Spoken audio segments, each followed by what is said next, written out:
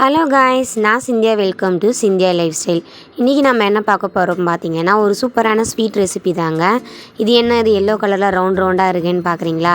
இது வேறு ஒன்றும் இல்லைங்க, கேசர் பேடை தாங்க. இது ரொம்ப ரொம்ப சிம்பிளான ஒரு ரெசிபி தான். அது ஒரு 10 நிமிஷத்தில் ஒரு சூப்பரான கேசர் பேடை எப்படி பண்ணுறது அப்படின்றத நம்ம இன்றைக்கி வீடியோவில் பார்க்க போகிறோம். வாங்க எப்படி செய்யுதுன்றது வீடியோக்குள்ளே போய் பார்க்கலாம். இதுக்கு தேவையான பொருட்கள் என்னென்னு பார்த்தீங்கன்னா ரொம்ப சிம்பிள் தாங்க. 1/4 கிலோ ஸ்வீட் பால்கோவா வச்சுருக்கேன். இது கடையில் தான் வாங்கியிருந்தேன்.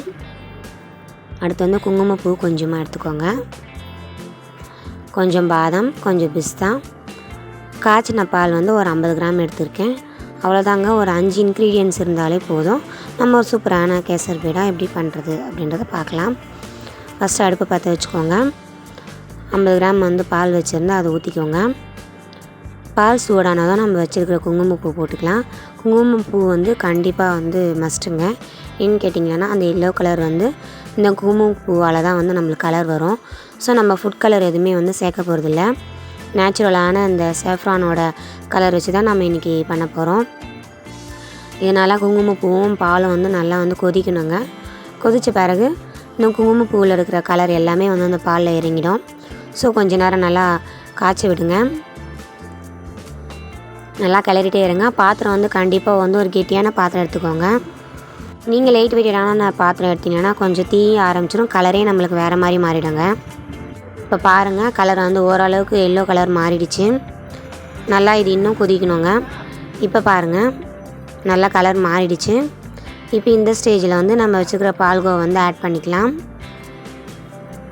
ஸ்டவ்வை லோ ஃப்ளேம்லேயே வச்சு பால்கோவா எல்லாத்தையும் போட்டுக்கின்னு நல்லா கிளறிட்டே இருக்கலாங்க. ஃபஸ்ட்டில் வந்து பார்க்கும்போது கொஞ்சம் திக்காக தான் இருக்கும். இது நல்லா சூடு ஏற ஏற நல்லா மெல்ட் ஆகிடுங்க. இதை போட்டு நல்லா நம்ம கிளறிட்டே இருக்கலாம். இதுக்கு டைமிங் எவ்வளோன்னு பார்த்தீங்கன்னா ஒரு 10 நிமிஷம் தாங்க. அதுக்கு பிறகு வந்து நம்ம சமைக்க தேவையில்லை. ஒரு 10 நிமிஷத்தில் வந்து ஒரு சூப்பரான ஸ்வீட் வந்து ரெடி ஆகிடும். இதுக்கு பதமெல்லாம் எதுவுமே கிடையாது. இப்போ பாருங்கள், நல்லா மெல்ட் ஆகிடுச்சு. இப்போ ஒரு 5 நிமிஷம் இருக்கும். இன்னும் ஒரு 5 நிமிஷம் வந்து நல்லா நம்ம கிளறிட்டே இருக்கலாம்.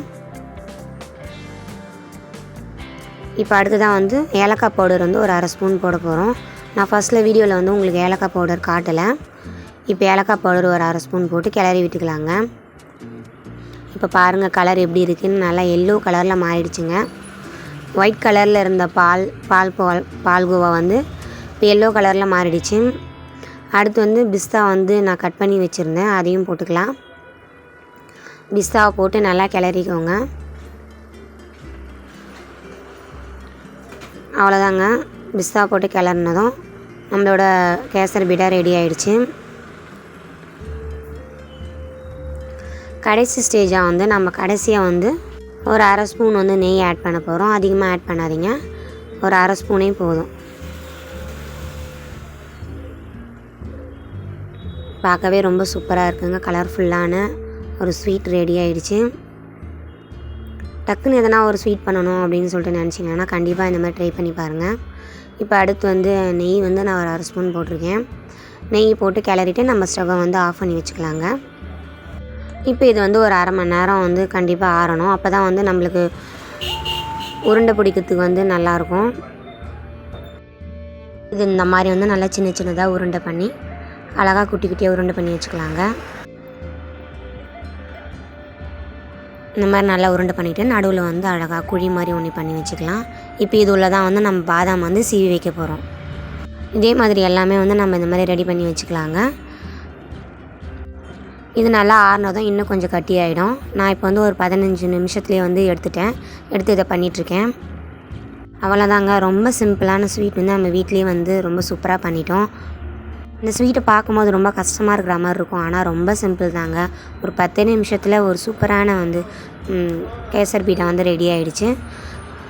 கண்டிப்பாக நீங்கள் ஒரு தடவை பண்ணி பாருங்கள். ரொம்பவே சூப்பராக இருக்காங்க. ஒரு டிஃப்ரெண்ட்டான ஸ்வீட் வந்து ரெடி ஆகிடுச்சு. ஒரே மாதிரியான ஸ்வீட் பண்ணி போர் அடிக்குதுங்களா? பால்கோவா சாப்பிட்டு போர் அடிக்குதுங்களா? கண்டிப்பாக இந்த மாதிரி ஒரு தடவை ட்ரை பண்ணி பாருங்கள். வீட்டில் எல்லாருக்குமே ரொம்ப பிடிக்குங்க. ஒரு பீஸ் கூட மிச்சம் வைக்க மாட்டாங்க, அந்தளவுக்கு எல்லாமே காலி ஆகிடும். இந்த வீடியோ உங்களுக்கு பிடிச்சா லைக் பண்ணுங்கள், ஷேர் பண்ணுங்கள்.